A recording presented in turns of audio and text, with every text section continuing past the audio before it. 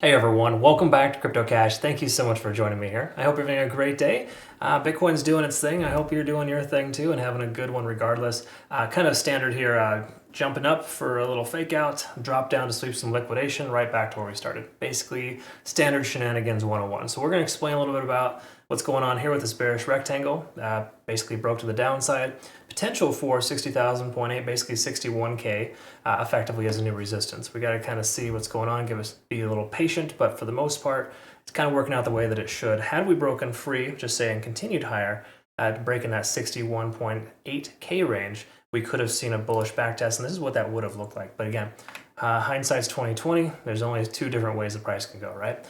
Generally speaking, it can go really any direction, but up or down is effectively the narrative. So what we want to look at is some back-end data to kind of see where we're at with new liquidation levels, if there are any, and kind of go from there. And I want to say thanks again to our community for some awesome just conversation, just being great parts of my life and each other's as well. We got some really cool uplifting community here. We did take a short with Solana. I thought that was personally kind of a high risk trade. 147 and 141, we secured about 21% if you round up a little bit in 2.5 hours. So caught that little run there. Unfortunately, not every exchange got filled. That does happen sometimes. So if you do follow my trades folks, sometimes setting a manual order and essentially getting in close to entry is perfectly fine. Either way you look at it here, let's take a look at the back end, kind of see what's going on.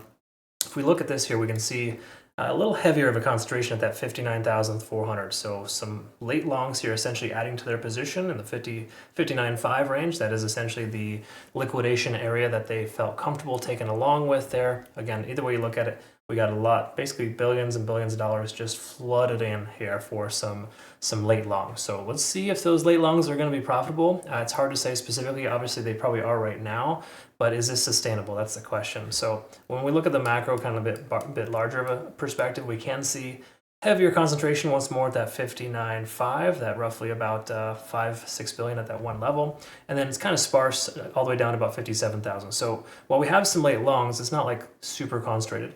What is concentrated here is the amount of liquidation. So let's go ahead and actually, this is the wrong chart. It does have a tendency of loading the wrong one. There we go, there's Bitcoin. So if you take a look here, you can kind of see how high our delta is. We're still at about 9 billion in liquidation to the downside. So there's way more shorts in the market than longs.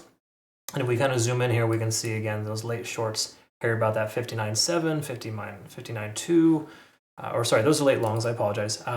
Essentially from before and here more recent, we zoom in, we can see that there just below that key level support at 60K. Now again, 60,000 has proven to not really be a super strong support level for us in the recent past, but it might be reaffirming itself as one here soon.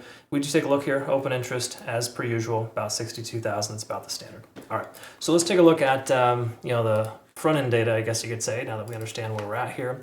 We look at the overall sentiment, we can see a massive amount of volume in the last 3 trading days. So far today is drawing out to be a pretty monstrous doji candle. We closed on a doji there that could really reiterate and reaffirm a strong support level here at about 60.5.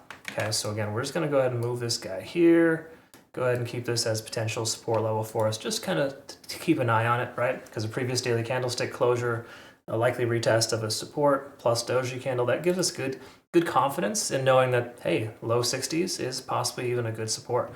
We do have, MACD still diverging. We lost 50 on the RSI.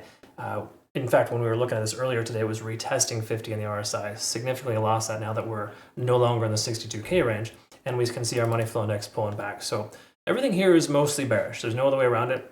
But we can see here, of course, the 50-day SMA. You might have to zoom in a little bit to see it, but there's that guy right here, kind of holding here so far, so good. Basically, being above the 50-day SMA on the daily is a good deal. We want to have that as a consistency. In other words, for this uptrend to be able to maintain itself, we need a 60K or higher close is really what that's telling us here. I'm rounding up a little bit, or down rather, it's more like 60.3, but as we can see, we got a lot of confluence here, right? We got a low of 60,000 as a rough estimate for an even. Previous high candlestick close at 60.5 with a 50-day SMA right there. A lot of things kind of pointing at that being a likely support, or a necessary support rather. Without that holding, or essentially, staying above that, could spell further downside.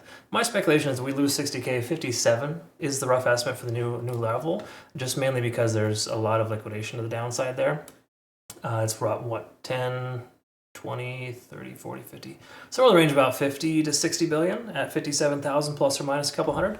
It's quite a lot. Anyways, regardless of that fact, that is a potential reality for us if we lose this here. So a closure under 60,800 to me today would imply a bearish continuation potential to the downside, mainly because this bearish rectangle has been broken and likely working as a resistance at that 60.8. So again, that's just kind of how that's supposed to work. Doesn't always work out that way, but good news is my anticipation of the price pulling back was accurate. And again, a lot of it's mostly based on just this descending channel. I mean, I talked about it earlier today, how descending channels have a tendency of breaking to the downside based on the simple fact that they are deriving from the upside. We see here bearish rectangle. This is essentially what happened.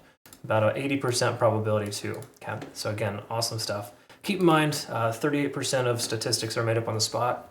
So it's not always exact. However, for the most part, you'll see a lot of consistency with patterns if they're confirming other sentiment, right? So we did confirm earlier today that Bitcoin is exuding a lot of bearish behavior in multiple time frames. That in combination with a bearish pattern forming implies it's going to be more likely to play out.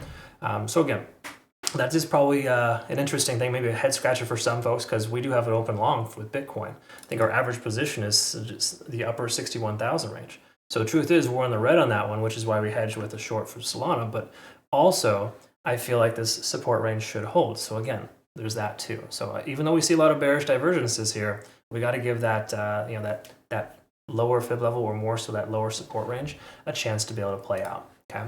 So the truth is we haven't fully invalidated yet, but I think a closure under 60,000.8 would invalidate our long position. So I may consider closing our long in the slight red, I guess you could say, and just mainly because it's just a precaution, right? You can't just hold on to something forever because you're unwilling to lose. You have to cut your losses sometimes. Anyways, I talk about that a lot in my trading university. So if you're part of our community, make sure you watch those. So take a look here. Quickly to note, lagging span intersect with the price action, basically saying that if you have a short open, you should have secured profits. You're pretty much at the bottom. There's no reason to consider a short at this exact time. Conversion line and baseline are intersecting, and of course we're below the cloud still, so the truth is absolutely still a bearish type of divergence. But if we can break above this descending trend line, we can be in much better shape.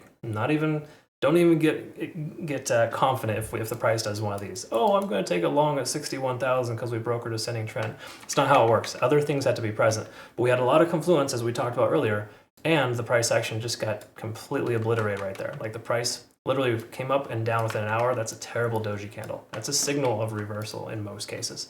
And so is a sign of reversal here with a doji candle here forming for today. So again, all the more reason why we close above this level here, we're going to be in pretty good shape. So 60,800 or higher, and I think Bitcoin's going to be all right. All right, so that's kind of where we're at there. We'll see what happens tomorrow morning as per usual. Probably wake up to some more shenanigans, but you never truly know in this market. It's an interesting one. So that's all I got here. If you can, please feel free to comment below, like the video if you haven't yet. Make sure if you've used my link to register with Bitunix or plan to do so, use the link, of course, because they're offering a trading bonus here. Link down below for that. Obviously, be sure to check that out. They got a really nice deposit bonus. Okay, cool, folks. All right, thanks again for your time. We'll see you next one. Take care.